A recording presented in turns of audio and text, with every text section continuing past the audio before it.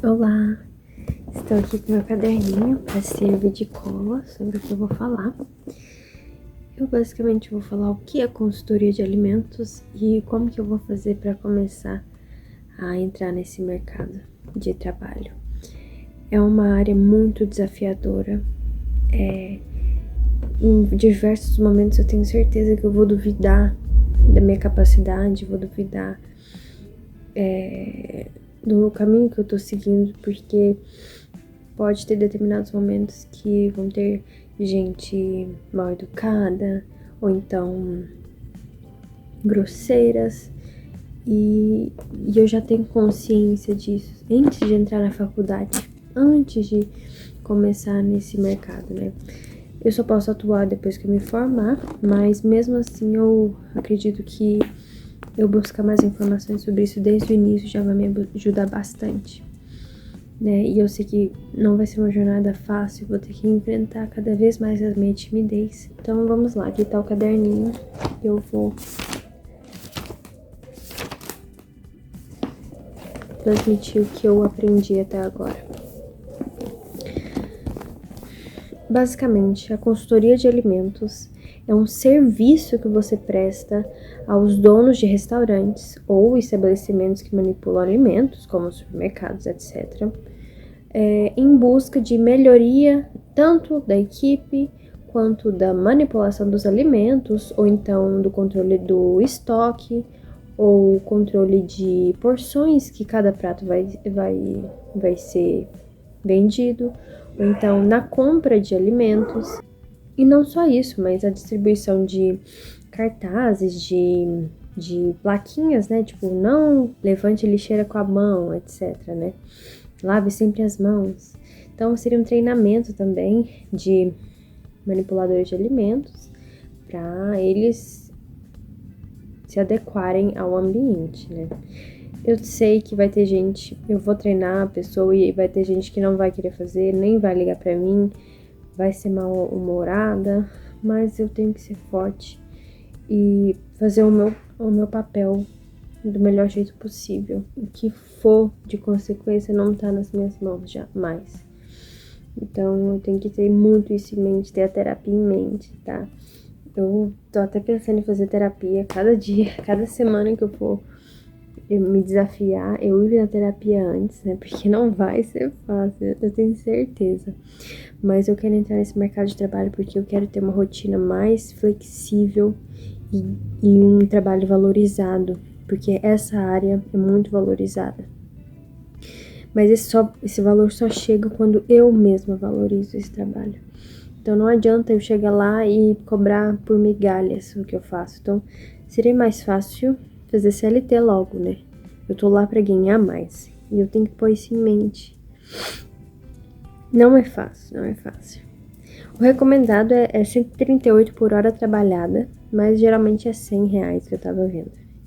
Então se eu trabalhar 4 horas por semana, eu ganharia uma faixa de R$400 por semana, só com o estabelecimento e só por hora, né? Sem cobrar os documentos, né? Que é um valor à parte, e o treinamento também, que é um valor à parte. Então, só isso seria R$1.600 só com hora trabalhada.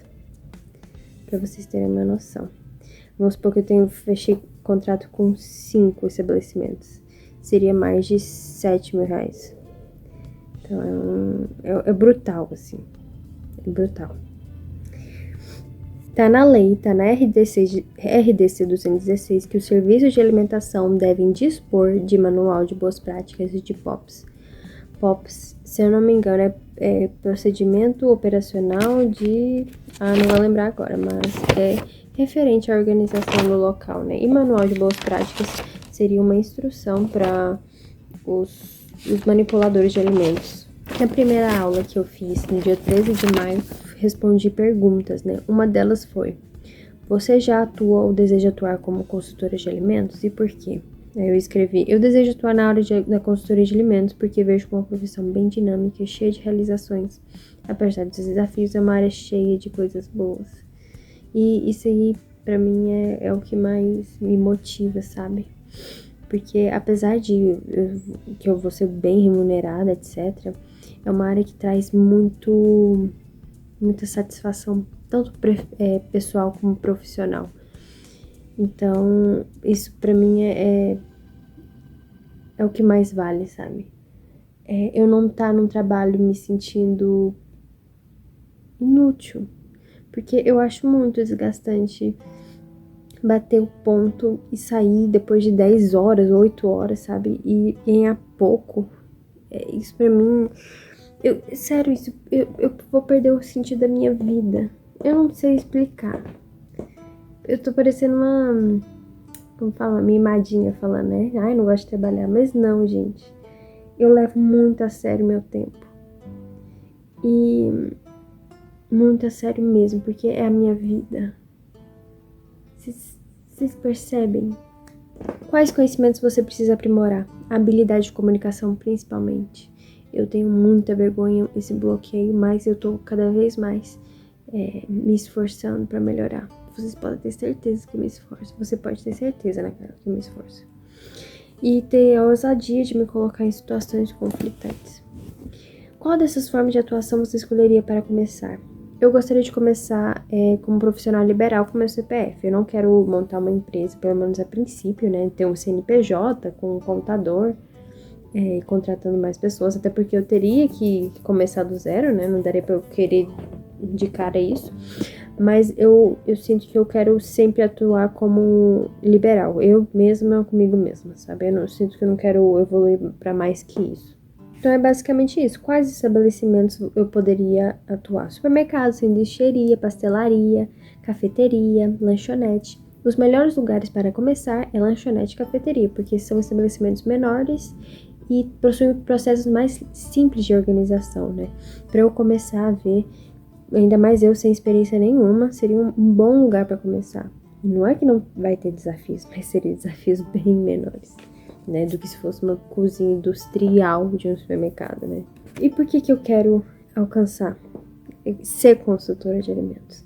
Porque eu quero ser útil e eu quero ter um bom dinheiro e meu tempo também, né? Não é que eu não vou trabalhar, mas eu vou trabalhar na hora que eu decidir que vai ser melhor para mim.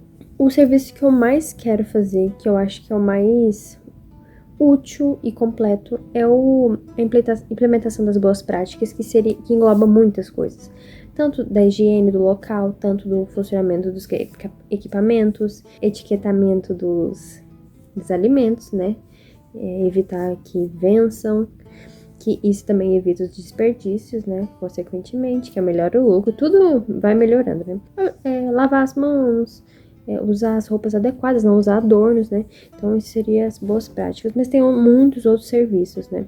As boas práticas ajudam na segurança dos alimentos, porque caso uma vigilância sanitária chegue lá, vai estar tudo correto, né?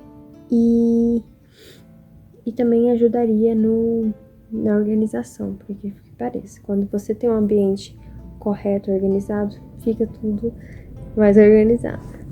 Quais atividades você vai realizar? Eu quero realizar, eu ainda não sei muito bem, mas treinamento seria ideal, né? Porque é muito importante você cobrar, depois de ter feito um treinamento, não adianta nada você cobrar de um cozinheiro ou de uma auxiliar de limpeza algo que você nem guiou antes. Eles não têm noção do que é certo e o que é errado, eles não estudaram para isso. Então é sempre importante você ter o treinamento antes, que é basicamente você apresentar com slide e falar as coisas básicas, que as pessoas não sabem o básico. A gente pensa que as pessoas sabem, mas não sabem. Então eu não posso cobrar uma coisa que eu não ensinei antes, né? E as documentações também, que eu acho que é uma das coisas mais importantes caso a vigilância sanitária chegue lá, né? A documentação é o básico, se não tiver, você tá um pouco lascado. Qual que é a frequência? Eu gostaria de frequentar semanalmente, sei lá, 2 dias por semana, talvez, por um tempinho, sabe? Porque o meu trabalho não é pôr em prática, o meu trabalho é guiar as pessoas a fazerem. Então eu não vou fazer o serviço de etiquetar os alimentos, de pôr a data de vencimento, ou então de cortar o alface da forma certa, na porção certa. Eu não vou fazer esse serviço, eu só vou guiar as pessoas. E por isso que é um desafio brutal, porque quando você não põe a mão na massa, ou você não vai ter poder nenhum, ou você vai ter poder, entendeu? Porque não existe meio termo, né? E isso é a minha maior dúvida hoje, tipo, como que eu vou saber que as pessoas vão seguir o que eu tô falando, né? Eu não sei. São muitas coisas na minha cabeça e também a principal delas é como conseguir um cliente também, né? Para início de conversa, né? Quais prestadores de serviço você mais contrata e indica para os seus amigos? Eu não tenho nenhum serviço que eu contrato, tipo, pedreiro eu nunca contratei, né? Eu moro com meus pais, eu não fiz isso, né? O que é expectativa interna e o que é expectativa externa? A expectativa interna é a minha de ir até um local e eu apresentar o meu nome, apresentar meu serviço, apresentar o que eu faço, o que eu posso ajudar. Então, essa é a minha expectativa interna. Agora, a expectativa externa é o que o externo vai reagir depois que eu fizer isso, né? Se eles vão se interessar ou não, se eles vão lembrar de mim algum dia ou não, para me recomendar. Então, isso seria uma coisa externa, não tá tanto no meu controle. O que tá no meu controle é o interno. O que significa AIDA? Atenção, interesse, desejo e ação. Atenção, você chegar no estabelecimento, pedir para falar com o dono gerente, caso eles não estejam, você fala com o funcionário, perguntando que horas que ele vai estar lá, né? Então, o mais importante é você ir presencialmente, né? E conhecer o lugar, ver como é mais ou menos. Interesse. Depois que você chamar o dono e ele vir, você vai ter que despertar o interesse nele. O que seria? Você apresentar seu trabalho, muita gente não conhece, tá? A gente pensa que todo mundo conhece, mas não, nem eu conhecia. Eu quero ser nutricionista e eu não conhecia, eu procurei de paraquedas, tá? Então, quem dirá eles, né? Mesmo eles sendo dono e trabalhando nessa área, eles não podem não conhecer, né? Então, é despertar a curiosidade. Como que você vai fazer isso? Você tem que se conectar com as dores do cliente. O cliente seria o dono, no caso. O que seria se conectar com as dores dele? Seria entender o lado dele, perguntar quais são os aspectos que ele sente que tá errado no estabelecimento dele, que ele sente que não anda, ou seja, desperdício, ou então que a cozinha tá muito suja, ou que tá desorganizado. E a gente tem que se conectar, mostrando que a gente pode ter algumas coisas para ir melhorando essa situação. Não é solucionar de uma vez também, a gente não faz milagre, mas é de ir guiando a equipe e de fazer todo esse serviço que o gerente teria que fazer, que é guiar, né, os manipuladores. Então, é basicamente apresentar os benefícios do seu trabalho, né? E depois o desejo, né? O cliente terá desejo em saber mais sobre a consultoria. Depois que você fazer essas perguntas sobre quais problemas ele vai ter, ele pode ter um desejo no seu trabalho.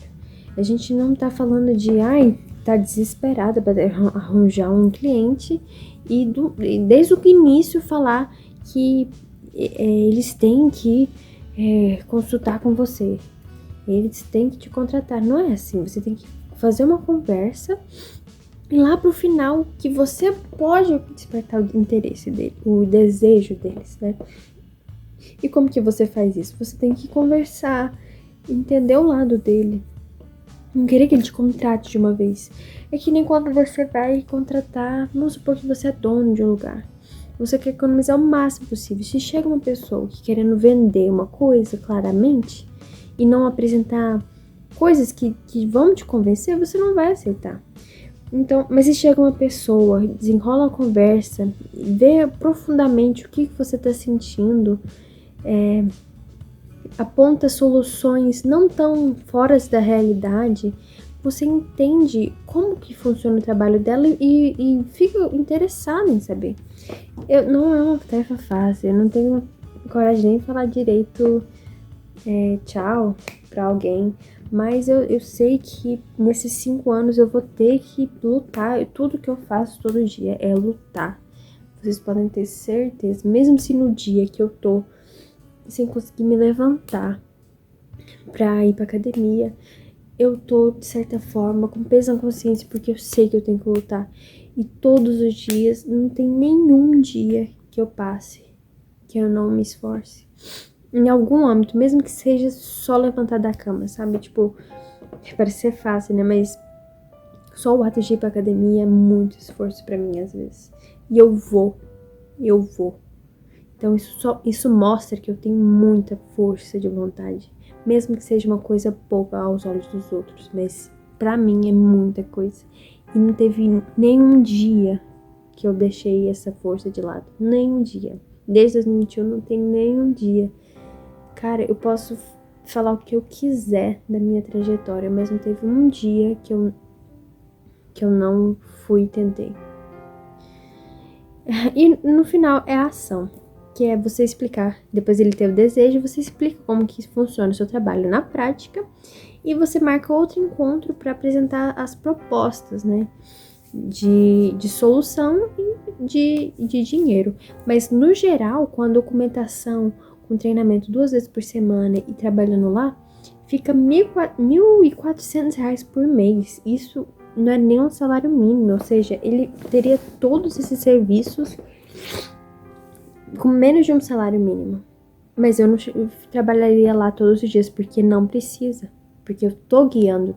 É que nem o dono, ele não precisa estar lá no estabelecimento todos os dias. Ele fica supervisionando, mas de vez em quando, entendeu? Então, seria um salário mínimo para todos esses benefícios, né? Tem uma parte aqui, ó. Cria a sua apresentação para seu futuro cliente de consultoria. Então, eu vou ler o que eu escrevi aqui, mas como se eu estivesse me apresentando. Bom dia, sou Ana Carla, eu sou consultora de alimentos. Eu trabalho em estabelecimentos que fornecem comida para os clientes. Além de implementar as boas práticas, controle de estoques, eu treino a equipe para melhor direcionar o serviço. Eu calculo a equipe para melhor lucratividade do estabelecimento, né? Eu estarei aqui para quando precisar, para manter o ambiente adequado perante a lei. Quais são os benefícios do serviço que você escolheu oferecer? Os benefícios seriam a melhor organização do ambiente, mais segurança dos alimentos, né? Mais lucratividade, pois reduziria os desperdícios, né? Além de manter o ambiente ativo conforme a vigilância sanitária exige.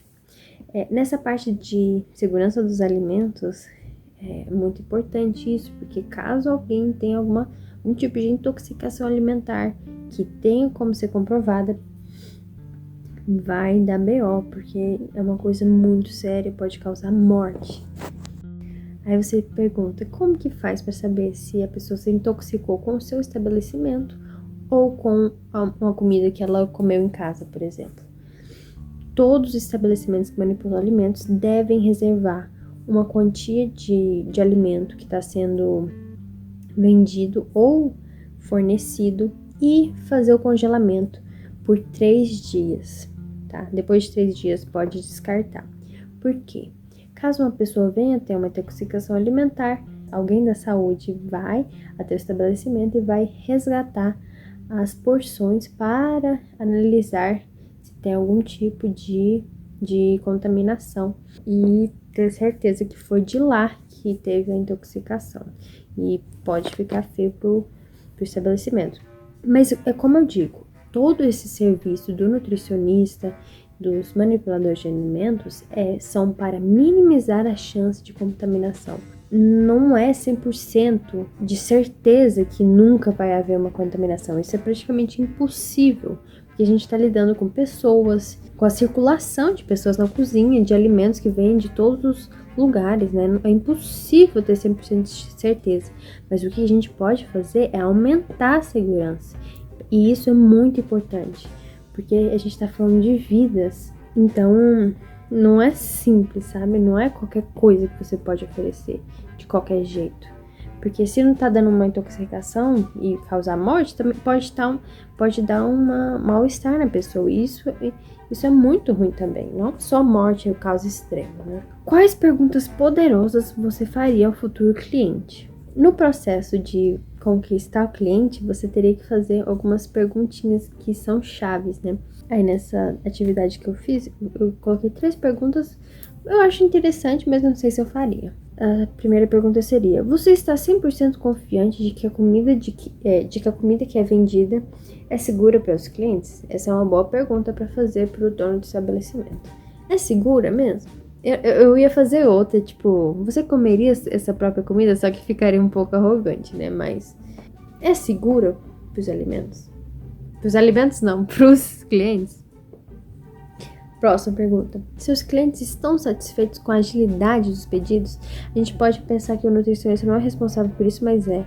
Porque a partir do momento que a cozinha está mais organizada, os trabalhadores estão se sentindo mais engajados e as porções são medidas, seja com um copinho de medidor ou não sei como seria para medir, quando é tudo calculado, fica mais ágil o atendimento. Claro que na prática é outra coisa, né? Teria que analisar o perfil de cada manipulador de alimentos, da cozinha em geral. Mas o serviço tende sim a ficar mais ágil. Então, essa seria uma boa pergunta. Se os clientes estão satisfeitos com a agilidade dos pedidos? A outra pergunta: você tem vontade de melhorar algum processo da sua cozinha? Essa é uma boa pergunta também. Uma coisa que eu já percebi muito e que atrapalha demais a agilidade é pessoas fazendo funções que não são delas. Ou seja, um frita a batata e logo em seguida tá correndo para fazer a salada. Porque não tem funcionário suficiente, ou às vezes é porque até tem, só que ninguém tem muito estabelecido o que vai fazer. Então, tá aí o papel do nutricionista para organizar todo mundo. Até porque quando você entrelaça as funções, você tem maior risco de contaminação. Porque vamos supor, a mesma pessoa que faz o frango tá fazendo a salada, o frango que está sendo manipulado cru, ele transmite bactérias, né? E podem ir para a salada que é consumida crua. O frango não, ele vai cozer, vai eliminar tudo. Mas e a salada, né? Tem 3 aqui dores comuns dos estabelecimentos e eu vou falar soluções. Primeiro, equipe despreparada. Qual seria a solução para isso? Treinamento, que é basicamente apresentar slides, dinâmicas. Próximo problema, desperdício de alimentos. Qual seria a solução para isso? Seria etiquetação com a validade, colocar os alimentos vencidos na frente para você não perder eles. A padronização de receitas, que seria o quê? Ter toda uma receita com as gramas certinhas, a quantidade certinha. Claro, vai ter momentos que não vai ficar certinho, mas é para ter pelo menos para ter um guiamento, né? Porque tem lugares que não tem guiamento, né? Erros nas preparações, o outro erro, né? Como seria para resolver? Seria a ficha técnica, né? Que é basicamente a medição dos ingredientes, como eu já havia falado, e a distribuição de função de cada um. Porque a gente pensa, é um cozinheiro lá e o outro faz bebida. Tá, tudo bem. Mas e dentro dos cozinheiros? E na parte de separar a função de cada um como cozinheiro? É outra área, né? Por que o cliente poderia querer me contratar? Porque meu trabalho trará maior organização para o ambiente, pois promovo um direcionamento a ser seguido. As pessoas têm mais clareza do que é correto quando uma pessoa está guiando, né? A criação de documentos a respeito das condições do local contribuem para a melhor clareza das melhorias a serem feitas. Tudo isso contribui para a harmonia do local e, consequentemente, melhor lucro. A elaboração de documentos para melhoria do local é muito importante porque, às vezes, o sistema de saneamento não está adequado, né? Ou então o fogão está muito velho, está juntando sujeira. Ou então o liquidificador não funciona corretamente. Isso tudo atrapalha a cozinha inteira. Então a cozinha tem que estar, claro, dentro do orçamento. A gente não pode fazer melhorias de uma hora para outra. Mas o funcionamento da cozinha tem que estar de acordo para os funcionários conseguirem trabalhar corretamente. E por fim, eu vou falar aqui as anotações que eu fiz, né? O que é importante, né, nesse processo é você ter clareza no que você faz. Chegar lá sabendo exatamente o que você quer fazer. É claro, cada estabelecimento vai ter uma dificuldade, uma dor diferente, né? Mas você tem que ter clareza no que você pode oferecer. Vamos supor que você não queira fazer treinamentos. Você não pode oferecer uma coisa que você não quer e depois se arrependeu ou não conseguir fazer, etc. Transmitir credibilidade, tá bem arrumada. E sempre mostrar exemplo. Quando estiver na cozinha, não usar brinco, não ter unhas grandes, porque apesar de você não manipular alimentos, você tá ali na cozinha. E você tem que mostrar para os manipuladores que você é um bom exemplo. Saber explicar o valor do seu serviço, isso é muito importante, você não se desvalorizar. Claro que no começo vai ter insegurança, mas com o tempo a gente tem que caminhar para isso, né? De sempre se valorizar. Mostrar organização e profissionalismo, ter uma proposta bem estruturada, né? Postura profissional, escuta ativa, nem tudo é falar. Chegar lá, falar. A pessoa tem que ser escutada também. Isso até contribui para o seu crescimento pessoal também. Você escutar mais as pessoas e ver que o mundo não tá girando em torno de nós, né? Falar com calma e clareza, linguagem clara e objetiva, não usar techniques, né? Manual de boas práticas. Eu não sabia o que era isso, até conhecer essa área, né, da nutrição. Então, sempre quando você for apresentar, fale implementação de higiene ou então de controle do estoque, e fica mais fácil de entender do que boas práticas, né? Não prometer mais do que você vai fazer. Isso aí é fundamental. Claro, você, mesmo com medo, mesmo não acreditando, você tem que falar que você vai fazer tal coisa, mas você não pode falar de serviços que você nem tá pensando em fazer e falar deles, né? Essa parte eu não sei como que vai ser na prática, né? Na teoria é lindo, né? Tudo é divulgação, isso é muito importante. Postar foto no Instagram, vídeo de informação, fazer o máximo, falar pro porteiro que você é nutricionista, tudo. Fazer folderzinho, cartãozinho pra você entregar ao final da visita, não chegar desesperada também, entregando. E mesmo que você chegue lá e o dono não queira, você leve um não, ele pode lembrar de você e te recomendar. Então isso é muito importante, você divulgou o seu trabalho, mesmo ele não contratando. Isso é fundamental. O que mais traz confiança do trabalho é quando um dono te indica. Cara, quando a primeira vez que alguém me indicar, eu vou chorar. Não, tudo nesse trabalho eu tenho certeza que eu vou chorar a cada passo que eu der, porque é um desafio tanto, viu? Eu imagino, né? E a contratação só acontece mediante a necessidade do dono. Ele não vai te contratar porque você falou que você é melhor ou porque você faz um serviço excelente. Ele vai te contratar se ele achar que você é útil para ele, né? A gente tem que pôr o pezinho no chão, né? E pensar como se... A gente tem que pensar na perspectiva de um cliente. Você chega no supermercado, você vai comprar o melhor papel higiênico, sendo que você tem pouco dinheiro? Não, você vai comprar o mais barato, de acordo com a sua necessidade. Não tô falando que você tem que deixar o seu serviço mais barato, né? Mas você tem que analisar o cliente, né? Não ficar olhando pra você, tipo, eu sou perfeito porque ele me contratou. Não é assim. E é bom ter relacionamentos com os clientes, conversar, que nem na fila do pão. Vamos supor que tá demorando muito. Você chega lá e conversa lá com alguém na fila do pão. Eu vi até isso na live da Mayara Vale. Inclusive, vou deixar na descrição todas essas, onde eu tirei, né, todas essas informações. Que na fila do pão, se você conversa, tá demorando muito, você já tá criando uma conexão. Isso é um relacionamento, né? Então, é sempre bom você se conectar com o dono, entender o lado dele e ter força, porque às vezes ele pode ser grosso, não sei, mas... vou gaguejar tanto. Eu tenho que ser forte, porque essa vida, ela precisa que você seja forte, não tem como. Não tem como. E também tem a questão também de você até ser contratada, né? Só que os manipuladores, os cozinheiros, não colaborarem, né? Mas aí você teria que falar com o dono, mas aí às vezes o dono não colabora também. Aí é difícil, eu não sei como resolver, eu não sei. Eu não sei de nada, gente. Eu nem comecei a faculdade de nutrição. Será que eu tô um pouco ansiosa? Então é isso.